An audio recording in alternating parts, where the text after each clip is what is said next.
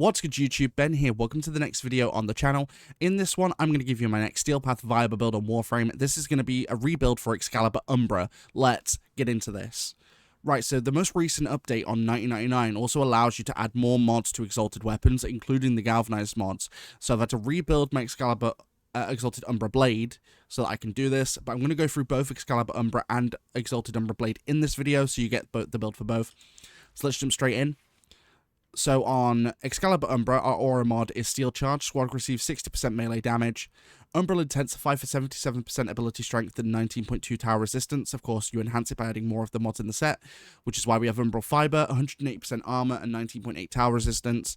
And we've got Umbral Vitality for 180% health and 19.8 tower resistance. Equilibrium, health pickups give 110% energy, and energy pickups give 110% health. Transient Fortitude for 55% ability strength and negative 27.5 duration. Fleeting Expertise for 60% ability efficiency and negative 60% ability duration. Prime Continuity for 55% ability duration to get it back up a little bit. And Adaptation, when damaged, plus 10% resistance to that damage type for 20 seconds, stacks up to 90%.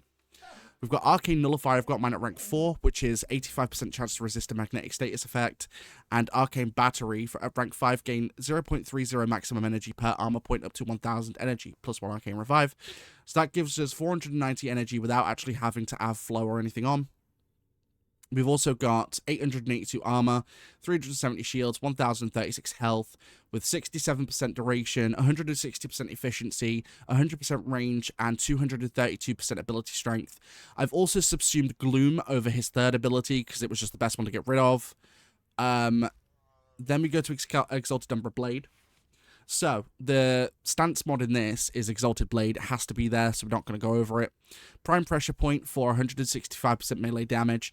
Galvanized Steel for 110% critical chance times 2 for heavy attacks. And on melee kill, plus 30% critical damage for 20 seconds stacks at 4 times. Galvanized Reflex for 50% heavy attack efficiency. And on melee kill, plus 20 initial combo for 20 seconds stacks at 4 times. Organ Shatter for 90% critical damage. Blood Rush for 40% critical chance stacks with combo multiplier. Vicious Frost for 60% cold and 60% status chance. Virulent Scourge for 60% toxin and 60% status chance. And Berserker Fury for on melee kill plus 35% attack speed for 10 seconds, stacks up to 2 times. We've also got Melee Fortification on in the Arcane slot, rank 5, on melee kill plus 210 armor for 10 seconds. So, this is going to help with survivability, not to mention give us more energy thanks to Arcane Battery. But we've also got Slash on to help, Viral on to help with the Slash, which is at 1360. We only have 31.5% critical chance, however, Blood Rush helps pick that back up. And then, of course, 3.8 times critical multiplier, but Galvanized Steel also makes that stronger as well. The reason I got rid of the Sacrificial mods is purely because the combo of the Galvanized mods with Prime Pressure Point, I think, works better. Of course, you can let me know in the comments down below. But let's jump into the mission. I'll show you what this thing can do. Alright, so we're here at Oxymoco in the Void as usual, and I'll quickly explain why we're here. So Oxymoco is one of the latest game areas of the game being in the Void, and whilst you're here, you're dealing with the Corrupted, and with the Corrupted, you're dealing with enemies with just health, enemies with health and shields, and enemies with high armor, giving you a more varied example of what your weapon / Warframe can do. I also want to point out as well, whilst this, I label this a viable build because you're going to be able to use this on the Steel Path. However, it's probably not going to get you to level cap, which is at level 9,999 enemies. Most people aren't going to want to do that anyway, but for those who are, probably not the build for you. But let's get into this. We'll activate Gloom, activate Exalted Umbra Blade, and we're going to crack right in. So as you can see, it does take a second to pick up, which is fine, because that's pretty usual for any weapon on Steel Path. But once you've gotten that first kill, it then picks up from there, because your critical chance, your critical damage, as well as your attack speed are all going to go through the roof, meaning that you can just happily slash your way through pretty much anything. Now, of course, not only is Gloom going to keep you healed, but it's also going to slow down enemies thanks to our power strength. I believe this slows them down to about 85%, which is very nice. And then, of course, the longer you can keep your combo multiplier high, the more damage you're going to do, thanks to having extra critical damage and critical chance. And as you can see, we're not really running into any problems taking out anything so far, which is nice. And then, of course, for the times you need to use your heavy attacks, you're more than free to do so, because having Galvanized Reflex not only makes them more efficient, but you also get to keep your combo multiplier. So, with all that in mind, you're able to, like I said, just slash through just about anything. And thanks to the combination of Viral and Slash, you're also... Is there someone down here? Oh, hello. Didn't know there was way down there, to be fair. thanks to the combination of this, you're going to be slashing through, like I said, everything. So feel free to just basically go ham at that point, because you can heal, you've got a good amount of armor, not to mention the Gloom Slow effect. So you're able to just rampage, essentially. For anyone wondering how this works against Acolytes, it works pretty freaking good. But again, I'll stay in long enough for you to see that, as I always do. But I had to rebuild Excalibur. The next one I'm rebuilding is Ash, because Ash Prime also benefits from the new update. So I do need to give Ash a new build, which is fine. I'm going to work on that soon.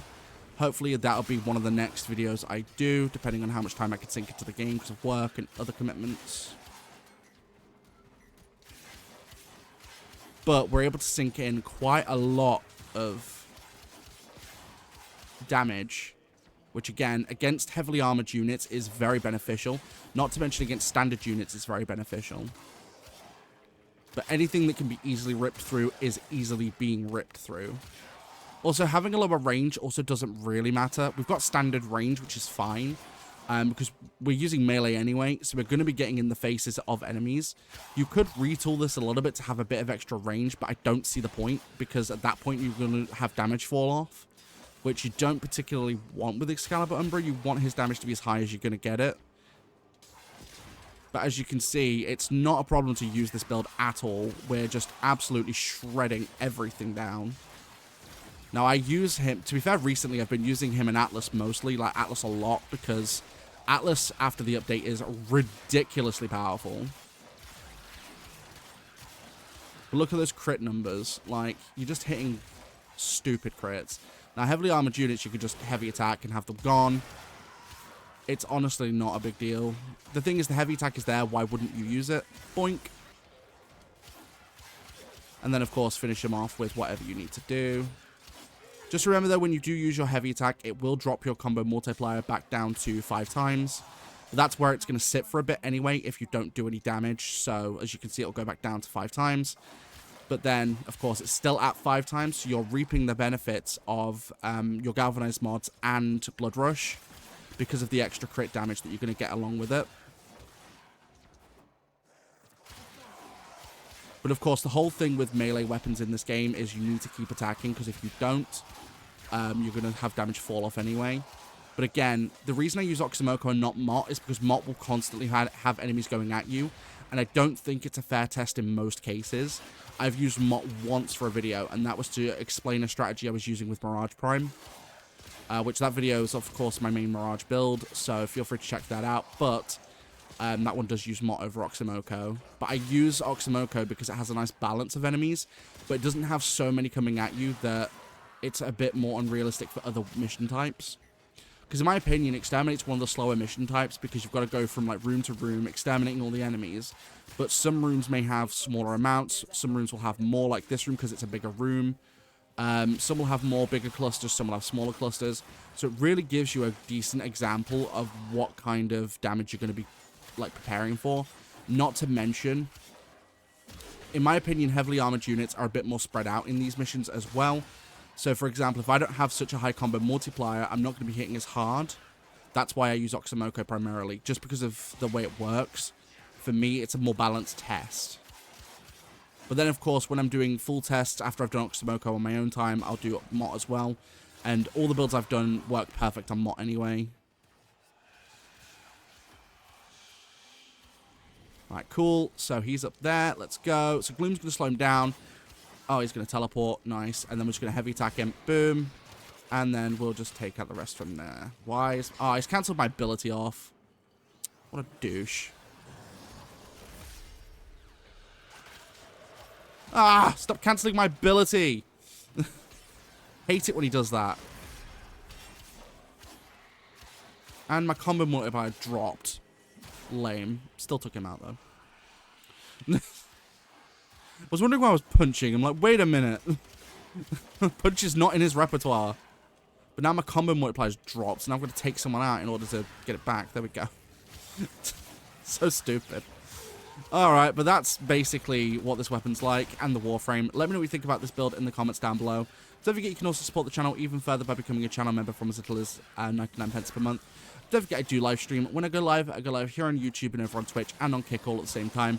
My streams here on YouTube are in the shorts form feeds, more for mobile. If you want to catch the exact same streams at the exact same time in full 1080p, feel free to join me on Kick and Twitch. Those links are in the description below.